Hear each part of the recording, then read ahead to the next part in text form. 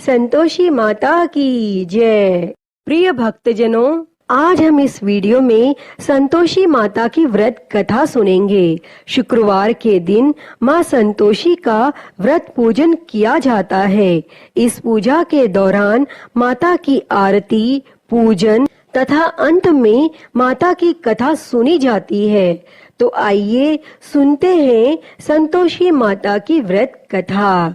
तो उससे पहले प्रेम से बोलिए संतोषी माता की जय। एक समय की बात है, एक वृद्ध स्त्री का एक ही पुत्र था। विवाह के बाद वृद्ध स्त्री अपने सुशील बहू से घर का पूरा कार्य करवाती, लेकिन ठीक से उसे भोजन भी नहीं देती। पुत्र यह सब देखकर चुप रहता।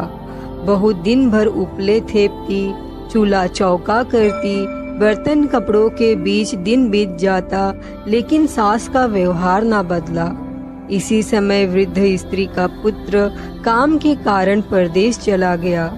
पुत्र के जाने के बाद सास का व्यवहार बहू के प्रति और भी क्रूर हो गया।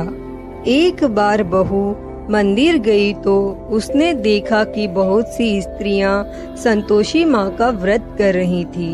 बहू ने स्त्रियों से व्रत की जानकारी ली। स्त्रियों ने बताया कि शुक्रवार को नहा धोकर एक लोटे में शुद्ध जल लेना, गुड़ चने का प्रसाद लेना, सच्चे मन से माँ का पूजन करना, खटाई भूल कर भी ना खाना। व्रत का विधान सुन बहू संयम से व्रत करने लगी। बहू हर शुक्रवार माँ से प्रार्थना करती कि माँ, जब पति के दर्शन होंगे मैं अपने व्रत का उद्यापन करूँगी। अब एक रात संतोषी माँ ने उसके पति के स्वप्न में दर्शन देखकर घर जाने का आदेश दिया। तो पति ने कहा, सेठ का सारा सामान अभी बिका नहीं है, रुपया भी नहीं आया। माँ की कृपा से अगले ही दिन सेठ का सारा सामान बिक गया तो सेठ ने भी पति को घर जाने की इजाजत दे दी। घर आकर पुत्र ने अपनी माँ और पत्नी के हाथ में काफी रुपए रखे। पत्नी ने कहा, यह सब संतोषी माँ की कृपा का फल है, मुझे अब उनका उद्यापन करना है। बहू ने सभी को न्योता दे उद्यापन की तैयारी की, लेकिन पड़ोस की एक स्त्री बहू के सुख से ईर्ष्या करने लगी।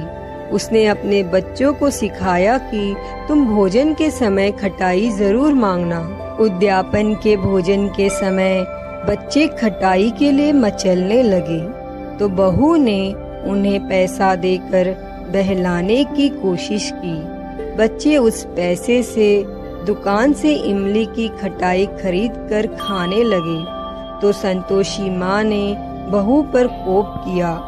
उसके बाद फिर राजा के दूत उसके पति को पकड़कर ले जाने लगे। तो एक अन्य भक्त स्त्री ने बहू को बच्चों द्वारा खटाई खाने की बात बताई तो बहू तुरंत ही माँ के शरण में गई और माँ के सामने प्रण किया कि वह अगले शुक्रवार फिर से उद्यापन करेगी। यदि पति न आया तो भूखे रहकर अपनी जान दे देगी। संकल्प के बाद वो मंदिर से निकली तो राह में पति आता हुआ दिखाई दिया।